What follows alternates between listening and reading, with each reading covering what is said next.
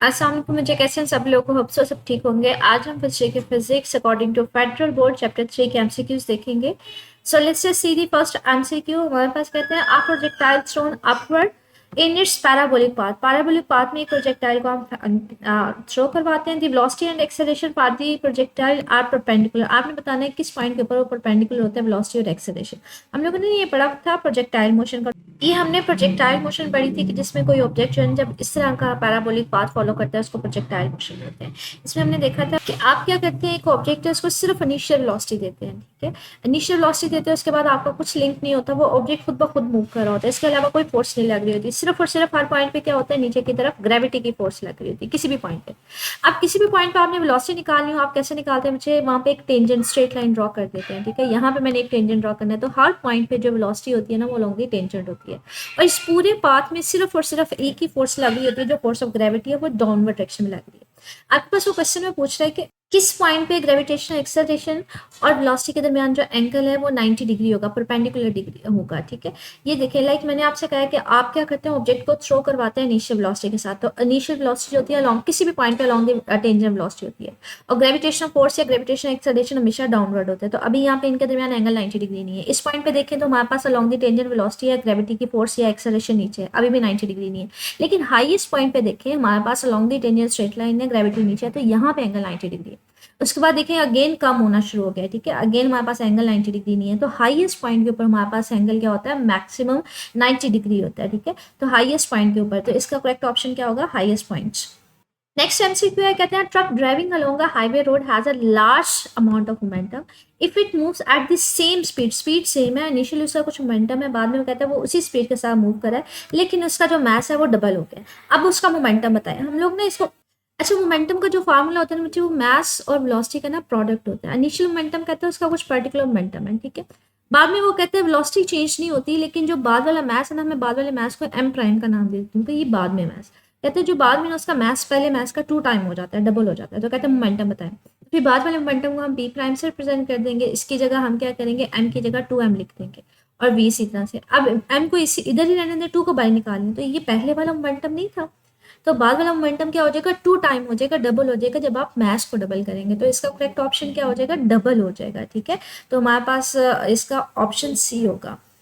Next MCQ देखते हैं, कहते हैं a 5 newton force is applied to 3 kg ball and change is velocity from 9 metre per second to 3 metre per second. कि ये force लग रही है किसी ऑब्जेक्ट के ऊपर जिसका मास ही गिवन है, उसकी वेलोसिटी चेंज हो रही है।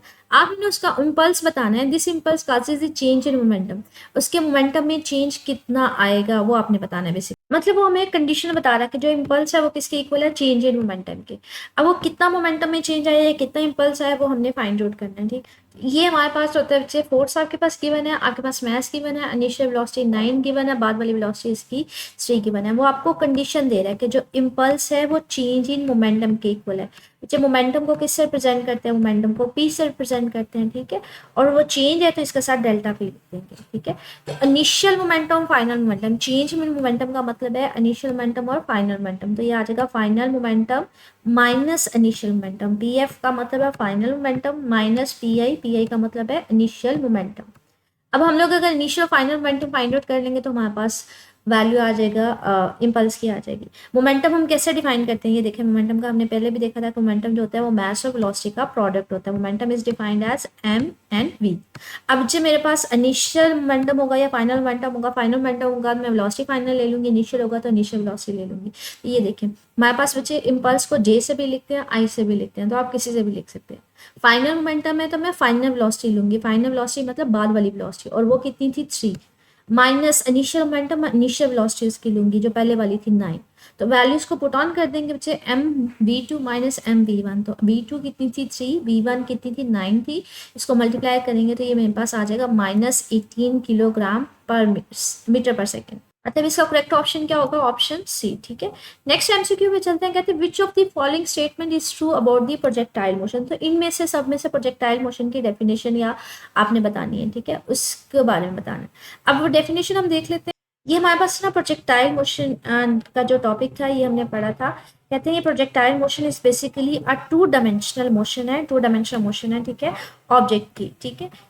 जिसको एयर में हम फेंकते हैं और इसके ऊपर सिर्फ और सिर्फ एक फोर्स लग रही होती है, वो कौन सी लग रही होती है? ग्रेविटी की फोर्स लग रही होती है, इसके अलावा कोई फोर्स नहीं लग रही होती, ठीक है। It is a two dimensional motion under the action of the gravitation force only, ठीक है। तो इसमें फर्स्ट वाला हमारे पास आ जाएगा, projectile motion is the motion of an object projected vertically upward, जिसमें एक ऑब्जेक्ट को ऊपर की तरफ फेंका जाता है, ठीक है, और वो एयर में से मूव करता हुआ सिर्फ और सिर्फ उसके ऊपर कौन सी फोर्स लग रही होती है? ग्रेविटी की फोर्स लग रही होती है। ऐसे वाली मोशन को आप नाम देते हैं प्रोजेक्टाइल मोशन। तो इसका फर्स्ट वाला पार्ट जो है या कह लें ऑप्शन जो है वो हमारे पास करेक्ट ऑप्शन होगा, ठीक है।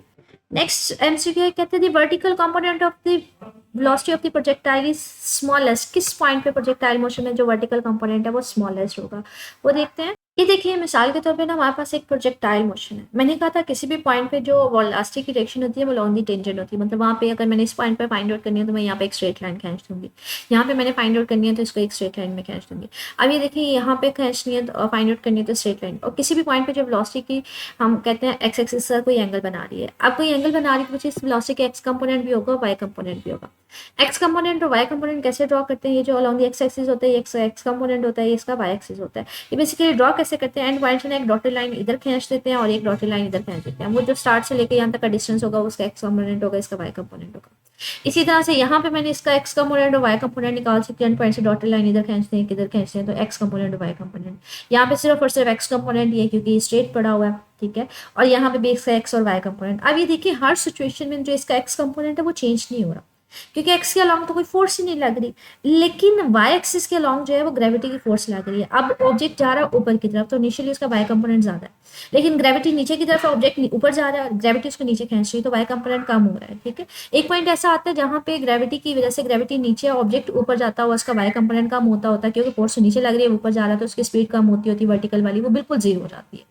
तो हाईएस्ट पॉइंट के ऊपर उसका वर्टिकल कंपोनेंट क्या हो जाएगा? वो जीरो हो जाएगा, बाद में वो दोबारा से नीचे आना शुरू हो जाएगा, ग्रेविटी की वजह से उसका वाई कंपोनेंट बढ़ना शुरू हो जाएगा। तो हमारे पास सबसे हाईएस्ट पॉइंट के ऊपर, पीक पॉइंट के ऊपर अगर हम बात करें तो हमारे पास क्या होती है? वर्टिकल कंपोनेंट जो होता है वेलोसिटी का वो जीरो होता है, तो वो हमारे पास इसका करेक्ट ऑप्शन क्या होगा? ऑन दी टॉप, ठीक है, टॉप के ऊपर। नेक्स्ट हमारे पास एमसीक्यू है, वो देखते हैं। कहते हैं an A 4 kg object has a momentum of 12 kilogram per second, ठीक है, मीटर पर सेकेंड। आपने स्पीड फाइंड आउट करनी है, तो ये तो सिंपल सा हमारे पास है कि हमारे पास अगर हम बात करें लाइक मोमेंटम का फार्मूला क्या होता है? मैस और वेलोसिटी का प्रोडक्ट होता है। आपके पास बच्चे वेलोसिटी भी, मैस भी दिया हुआ है 4 किलोग्राम और उसका मोमेंटम भी दिया हुआ है, कहते हैं वेलोसिटी मालूम करें। वेलोसिटी इधर रहने दें, 4 इधर मल्टीप्लाई हो रहा है, इधर जाकर डिवाइड हो जाएगा, तो जब डिवाइड होगा तो हमारे पास आ जाएगा 3 मीटर पर सेकेंड।